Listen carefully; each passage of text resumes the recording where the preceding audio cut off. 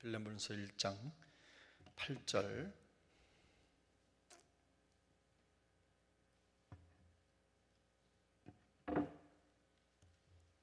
다 찾으셨죠? 찾으신 말씀 함께 읽겠습니다. 하나님의 말씀입니다.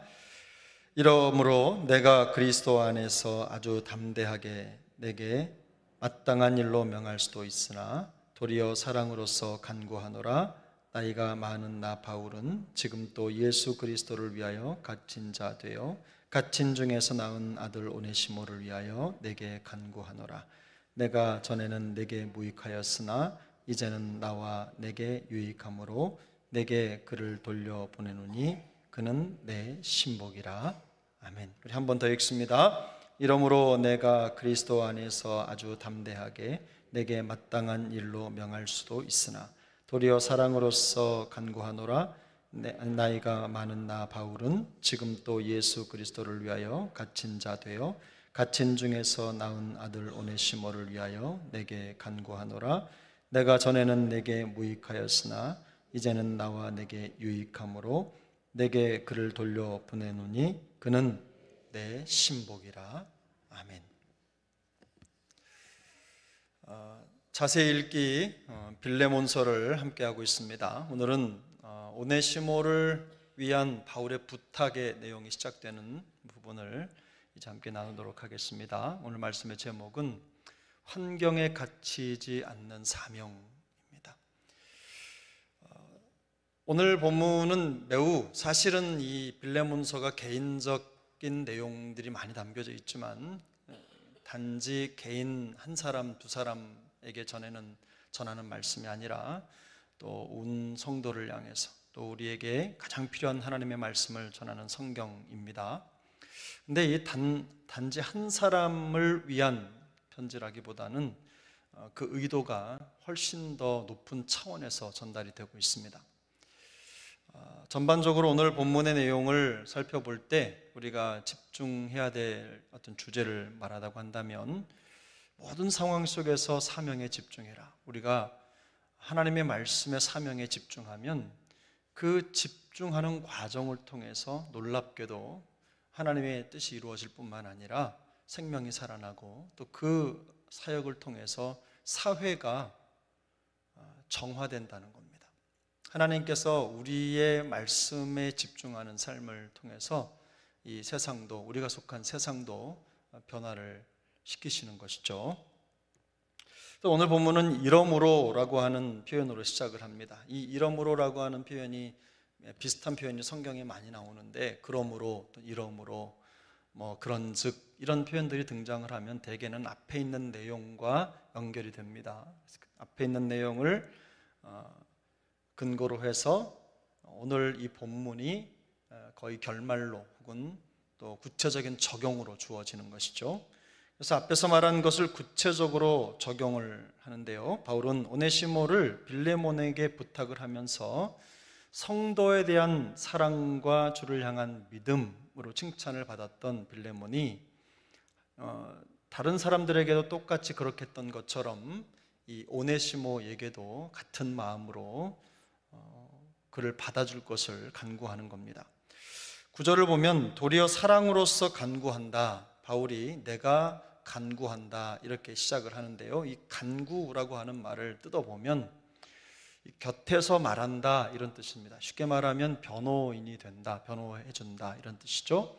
누가 오네시모의 변호인이 됩니까? 바로 바울이 그의 변호인이 된다는 뜻인데 이 변호인이 된다, 이 간구라고 하는 말의 용처를 가만히 살펴보면 신약 성경에 성령께서 우리의 변호자가 되신다 라고 하는 뜻이 담긴 단어가 있어요. 근데 그 단어가 바로 이 말입니다. 무슨 말이냐면 곁에 서서 성령께서 우리의 변호자가 되셔서 우리를 도우시고 우리의 모든 상황과 신원을 살펴주신다. 이런 표현을 할 때 이 단어를 사용하는데 바울은 지금 이 오네시모라고 하는 한 영혼에 집중을 하면서 그의 상황과 처지를 빌레몬에게 부탁하면서 마치 성령께서 우리를 대하듯이 그런 마음으로 이 영혼을 그에게 부탁을 하는 겁니다. 정말 간절함이 담겨져 있죠. 그래서 사실 바울은 여기 보면 1절에 아주 담대하게 내게 마땅한 일로 명할 수도 있다라고 하는 자기의 권위를 가지고 있다는 것을 표현하지만, 그러나 그 권위로 하지 아니하고 간절한 부탁으로 이 오네시모를 내게 맡긴다, 내게 부탁한다 라고 하는 의지로 이 단어를 쓰고 있는 것입니다. 바울은 오네시모를 감싸죠. 많이 감쌉니다. 근데 오네시모를 감싸는 내용들을 가만히 살펴보면 일단은 오네시모를 위해서 간절하게 기도합니다. 그래서 이 바울은 오네시모에 대해서 갇힌 중에 낳은 아들이라는 표현을 사용하거든요. 근데 이 아들이라는 표현이 그저 양자로 들인 이런 개념이 아니라 내가 낳았다 이런 뜻입니다. 내가 낳았다, 내 피부치라는 뜻이죠.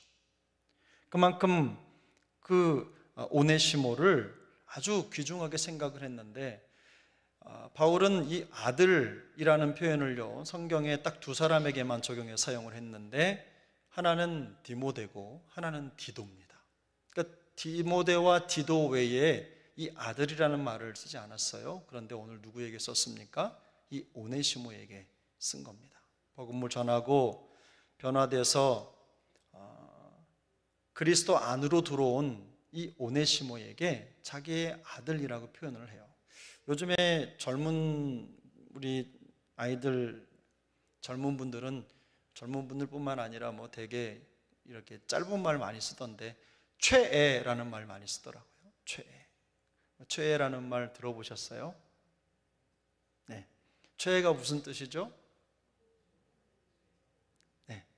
최고로 애정을 갖고 무슨 최고로 사랑한다 이런 뜻입니다. 그래서 뭐 성경도 여러 권이 있는데 내 최애 성경이야, 뭐 내 최애 물컵이야, 무슨 뭐 내 최애 뭐 무슨 어떤 귀걸이야, 뭐 액세서리 이런 걸 얘기할 수도 있고, 지금 이 바울이 오네시모를 향해서 내가 갇힌 중에 나온 아들이라는 표현을 사용할 때는 지금 바울은 이 오네시모를 최애 뭐예요? 제자, 가장 사랑하는 제자 중 한 사람이라는 것을 표현하고 있는 겁니다. 얼마나 기특하고 예뻤는지 바울은 자기가 낳은 아들이라고 표현을 하고 있는 거예요.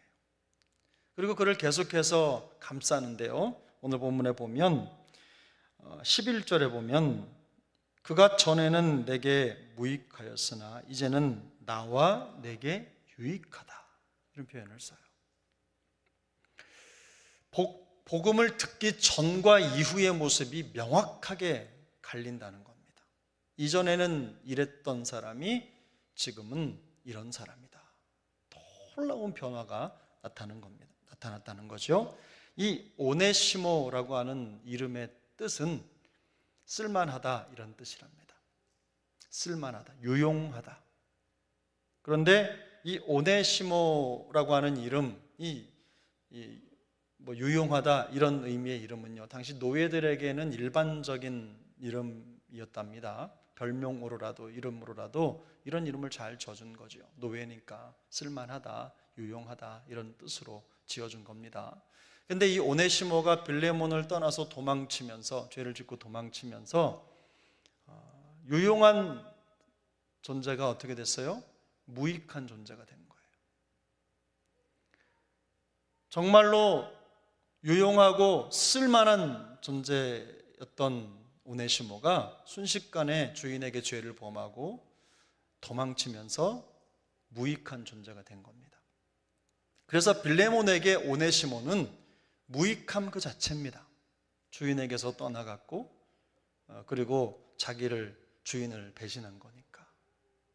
그런데 바울은 어떤 면에서는 언어 유희죠. 이 오네시모라고 하는 이름이 유용하다 이런 뜻을 가지고 있는데, 그가 너에게는 지금 무익하지만, 이전에는 무익한 존재였지만 이제부터는 너뿐만 아니라 나에게도 유익한 존재다. 변화됐다는 뜻입니다. 놀라운 변화가 그에게 일어났다는 뜻이에요. 무슨 말입니까? 오네시모가 이제는 그 이름의 명예를 되찾았다, 이런 뜻입니다. 참 이름 굉장히 중요하죠. 특히나 유대인들은 이름에 굉장한 의미를 부여한다고 합니다. 우리도 이름 짓는 걸 보면 이제 그 아버지, 부모님들의 의도가 어디에 있는지를 알게 되는데, 뭐 의미 없이 짓는 경우도 많이 있습니다. 제 이름도 우리 아버님이 장명소 가가지고 지어온 이름이거든요. 뭐 예수를 안 믿을 때니까 그 장명소에 가서 돈을 주고 이름을, 술 받아주고 막걸리 한 잔 받아주고 이름을 지어오는 경우도 많고, 그래서 우리 이름이 그렇게 만들어지는데, 대개는 이름은 아버지가 아들에게 줍니다. 그래서 저는 저희 아이들 이름을 다 제가 지었는데, 여러분도 그러셨죠? 다 지었는데 이런저런 고민 많이 하다가 뭐 이거 할까 저거 할까 막 하다가 탁 지어가지고 이런 의미로 해서, 저희는 애가 넷이니까 뭐 2자씩 하면 8자나 되잖아요. 그래서 그냥 저는 1자씩 해서 그냥 4자로 끝냈어요. 빨리 끝내려고. 그래서 예전부터도 그렇지만 아주 오래전부터도 저는 아이를 낳으면 꼭 이름을 외자로 지어야 되겠다, 이런 생각을 가졌는데, 그러면서 오랫동안 생각했던 것 같아요. 이름을 어떻게 지을까? 쉬워야 되고 잘 기억해야 되지만 또 자매들 이름은 조금 어려워도 괜찮겠다, 이런 생각을 늘상 했었거든요. 근데 그렇게 지었어요, 제 의지를 가지고. 그래서 하늘도 또 산도 물도 강도, 하나님이 지으신 온 천지 만물을 생각하면서 그 이름을 지어드렸습니다. 여러분 자녀들은 어떻게 이름을 지으셨습니까? 이름이라고 하는 게 굉장히 중요한데, 이 오네시모라고 하는 그 이름이 지금 그렇게 부각이 되고 있는 겁니다. 바울은 이 오네시모라고 하는 사람이 얼마나 자기에게 유용하고 소중한지를 표현하기 위해서 아주 의미 있는 단어를 사용을 하는데요. 여러분 여기 몇 절입니까? 12절, 12절을 같이 함께 읽겠습니다. 시작. 내게 그를 돌려보내노니 그는 내 신복이라. 이 신복이라고 하는 단어는요, 어떤 단어냐면 예수님께서 흩어진 무리를 바라보시고 가지셨던 그 마음 있잖아요. 그들을 불쌍히 여기셨던 마음, 그들의 고통과 아픔을 자기 것으로 받아들였던 진정한 중보자가 갖는 그 마음 있죠. 백성의 아픔을 내 아픔으로 받아들이는 그 마음. 백성과 나를, 자녀와 나를 분리해서 생각하는 게 아니라 하나로 생각할 때 주님이 이 심정을 가지셨거든요. 근데 여기 밑에 난회주를 보면 이 신복이라고 하는 말이 심장이라는 말로 번역이 되기도 한다고 써 있어요. 무슨 말입니까? 바울은 이 오네시모를 자기의 분신 같은 존재로 생각했다는 뜻이에요. 자기의 일부분이에요. 자기의 생명 같은 존재라고 생각을 한 겁니다. 우리가 그렇잖아요. 자녀의 문제에 대해서만큼은 항상 우리가 참 모든 걸 다 내놓아도 우리 자녀의 문제만큼은 참 양보가 없잖아요. 왜냐하면 그만큼 사랑하기 때문에, 그만큼 사랑하고 마음속에 그 자녀를 위한 마음이 있기 때문에 그런 거예요. 바울은요, 오네시모를 자기의 심장이라고 불렀어요. 자기의 생명 같은 사람이라고 불렀어요. 나의 일부다, 내 몸이다. 그냥 하는 말이 아닙니다. 바울에게는 정말로 오네시모가 없어서는 안 되는 소중한 존재라는 것을 지금 이 빌레몬에게 강하게 호소하고 있는 것입니다. 감옥에서 만난 오네시모의 회심이 바울에게 매우 큰 감동을 준 것이 분명합니다. 아주 특별한 감동이었던 것 같아요.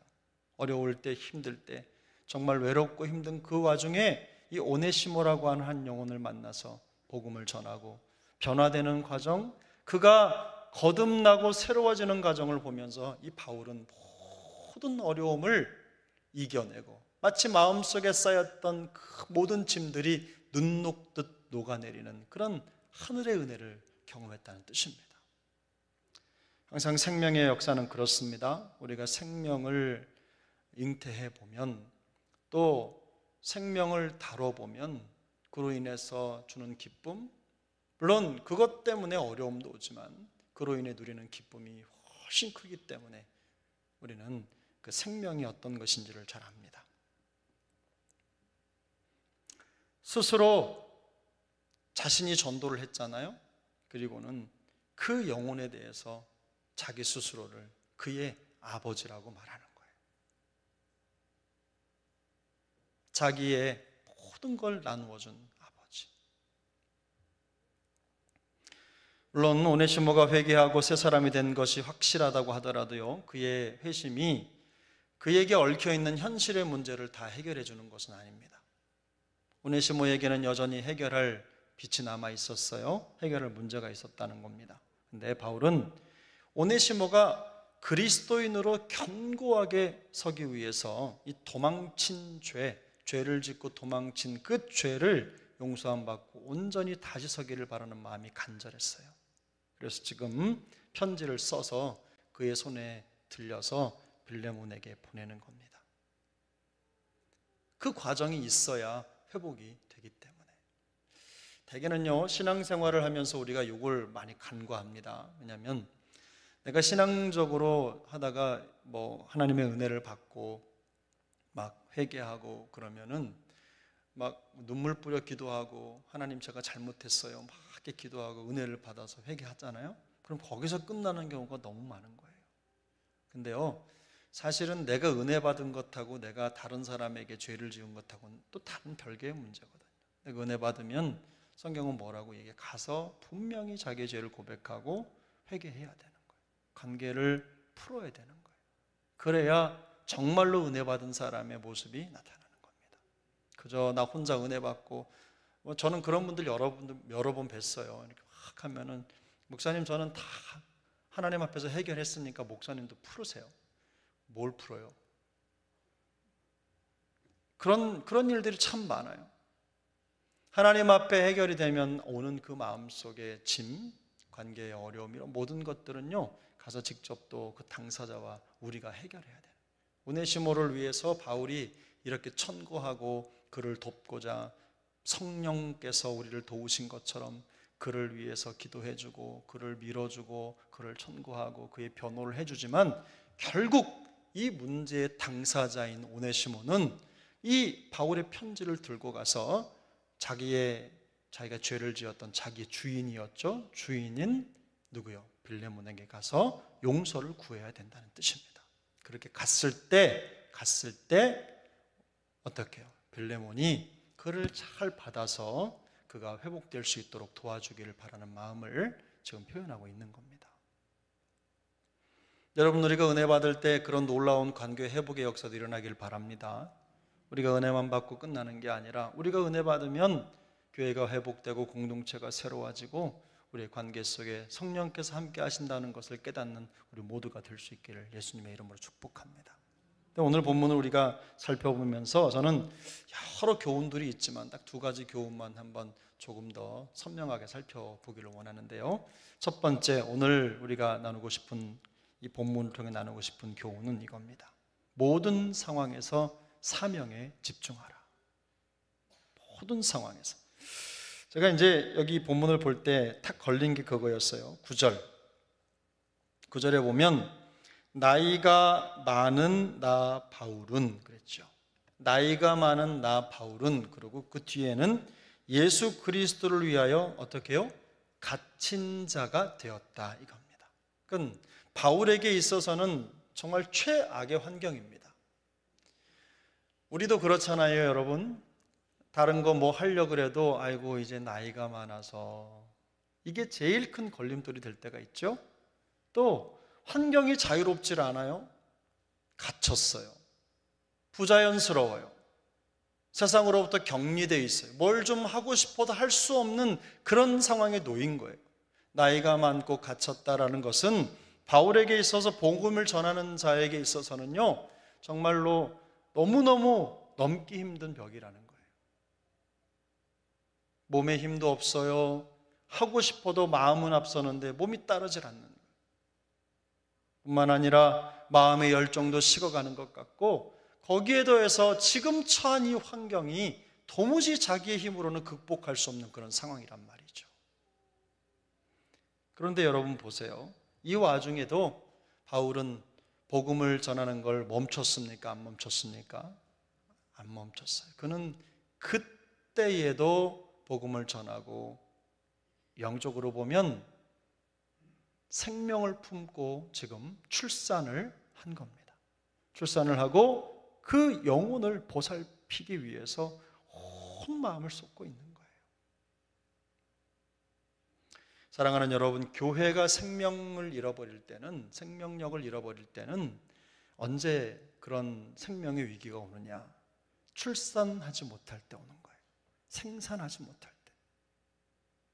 우리 제자학교든 어른 우리 전도팀이든 가장 큰 위기는 뭐냐면요, 그 공동체에서 생명의 역사가 나타나지 않을 때, 부서의 담당 사역자들이, 여기서 말하는 선생님들이, 교사들이, 혹은 교구의 우리 순장님들이 영혼을 향한 마음이 식어지고 전도하지 않을 때 공동체는 위기가 옵니다.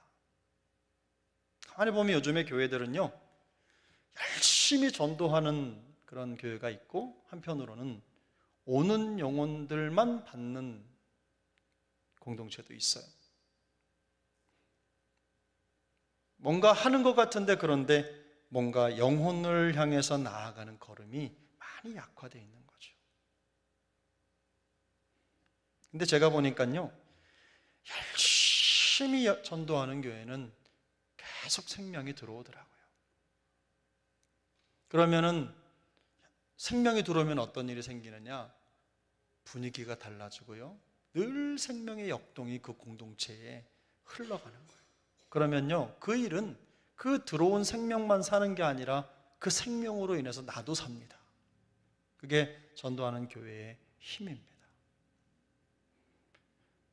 교회가 나이가 들어가면 우리 개인 말하는 거 아닙니다. 교회가 오래되고 10년, 20년, 30년, 40년, 50년, 60년, 70년, 80년 이렇게 되면요, 그렇게 되면 가장 큰 문제가 뭐예요? 교회가 전도하지 않아요. 그게 문제입니다. 그러나 우리 교회는 주님이 오시는 그날까지 사명에 집중하는 교회 될 수 있길 바랍니다. 모든 상황 속에서 생명을 전하고 생명을 살리는 일에 쓰임받는 우리 교회 될 수 있길 바랍니다. 고린도전서 9장 16절을 보면, 내가 복음을 전할지라도 자랑할 것이 없으면 내가 부득불할 일임이라. 무슨 말입니까? 바울은요, 일평생 자기의 사명은 복음을 전하고 생명을 품는 것이라는 걸 주저하지 않았어요. 우리 교회가 이런 귀한 사명, 주님께서 우리에게 맡겨진 귀한 복음 전하는 사명을 끝까지 잘 감당하는 교회 될 수 있기를 소망합니다. 두 번째 우리가 마음속에 새겨야 될 교훈은요, 이겁니다. 우리가 주님의 뜻을 따를 때 우리가 사는 세상도 변화한다. 저를 한번 따라해 보실까요? 우리가 주님의 뜻을 따를 때 세상도 변한다. 세상도 달라진다는 뜻이에요. 제가 왜 이 생각을 했냐면요, 여러분 보세요. 여기 이 바울이 무슨 말을 했냐면, 갈라디아 3장 28절을 보면, 너희는 유대인이나 헬라인이나 종이나 자유인이나 남자나 여자나 다 그리스도 안에서 뭘까요? 하나이니라. 이게 이 본문과 무슨 연결이 있느냐? 여러분 그렇지 않아요. 보세요. 바울이 지금 가슴에 품고 낳은 오네시모의 신분이 뭡니까? 그는 노예입니다. 노예예요. 짐승 같은 존재로 여겨졌던, 생명의 귀중함이라고 하는 것과는 별개로 다루어졌던 인생이었어요. 그런데 지금 바울은요, 그 생명을 세상 사람들이 보는 관점으로 보지 않고 하나님의 관점에서 하나님의 창조물로, 하나님의 자녀로 받아들인 거예요. 그래서 헬라인이나 유대인이나 다 그리스도 안에서 하나라고 하는 이 영혼에 대한 철학이 똑같이 오네시모에게도 심어진 겁니다. 그런데 이 바울의 행동은요, 그 당시 로마가 가지고 있었던, 로마 정부, 로마의 문화가 가지고 있었던 것에 정면으로 배치되는 거예요. 빌레몬도 집에 노예가 있었죠. 그런데 빌레몬 역시 그런 제도 안에서 누리고 살았던 사람이었는데, 그런데 빌레몬에게 이 오네시모라고 하는 사람이 너의 수족 같은 그런 존재가 아니라 너와 똑같은 하나님의 사랑을 받는 존중받아 마땅한 영혼이라고 말하고 있는 거예요. 무슨 말입니까? 그 당시에 보편적으로 흘렀던 사회의 흐름을 거슬러 가고 있는 거죠. 이게 쉬운 일이 아니거든요. 그런데 바울은 다른 것 바라보지 않고 성령께서 그에게 뭐라고 말씀하시는지, 하나님께서 어떻게 우리를 사랑하셨는지에 집중하는 겁니다. 그리고는요, 하나님의 말씀에 집중하는 거예요. 뭐 여기 세상이 이렇다, 세상이 뭐 이런 하나님의 법과 다르다, 세상이 하나님의 법을 거슬러 가고 있다, 이런 말이 하나도 드러나지 않지만 바울은 여기에서 하나님의 말씀에 단지 순종해서 그 영혼을 품고 그 영혼을 살려내는 생명사역에 집중할 때 어떻습니까? 세상이 가지고 있는 하나님의 생각과 다른 이 세속적인 법에는 도전장을 내미는 것과 똑같은 것입니다. 그래서 여러분, 우리가 세상 변화의 시작, 세상 구제를 위해서 이걸 해야 된다, 저걸 해야 된다, 구구절절히 생각할 필요가 없는 게, 우리가 성경의 말씀대로 성경의 가르침을 따라 살아가고 말씀에 순종하는 삶을 살면 우리를 통해 자연적으로 선한 역사가 나타나는 겁니다. 우리가 말씀을 따라가면 자연적으로 악을 거부하고 선을 선택하는 일이 벌어지는 거예요. 그래서 바울을 통해서 보여주는 게 그런 겁니다. 무익한 오네시모, 그저 누구든지 잡아서 죽여도 누구도 뭐라고 할 것 없는, 법에 저촉되지도 않는 그런 존재를 깊이 사랑하고 아들로 품어서 그에게 새 생명을 주고, 그도 우리와 같은 존재, 존귀한 존재라는 것을 알려주고, 또 함께 형제된, 동역자된 빌레몬에게 그런 성경적 영혼 철학이죠, 하나님의 사역 철학을 공유해 주는 거예요. 그렇게 하면서 바울은 이런 과정을 통해서 세상의 변화를 이끌어내야 된다는 걸 우리에게 암묵적으로 보여주고 있는 것입니다. 사랑하는 여러분, 교회는요, 복지기관이 아니잖아요. 교회는 복지기관이 아니에요.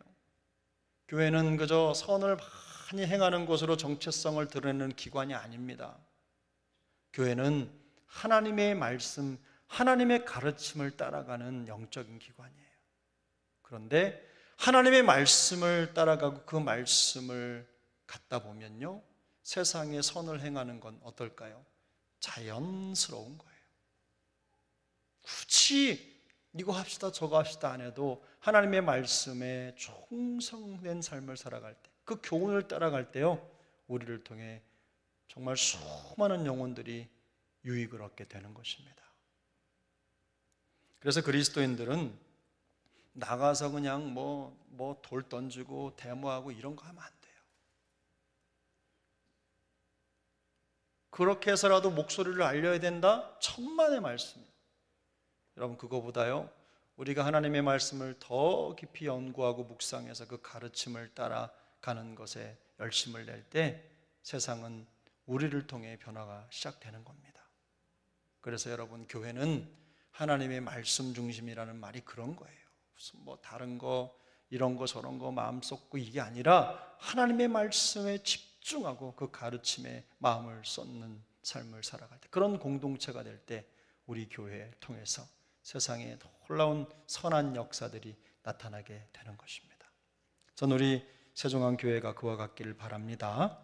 충실한 말씀 순종자가 되는 것, 바로 그것으로부터 우리는 악을 거부하고 선을 선택할 수 있는 겁니다.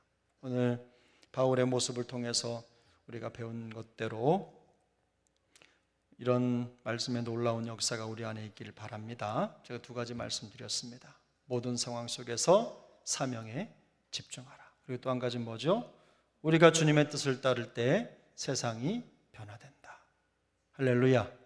이런 은혜를 우리 마음속에 가지고 이 시간 한번 같이 기도하겠습니다.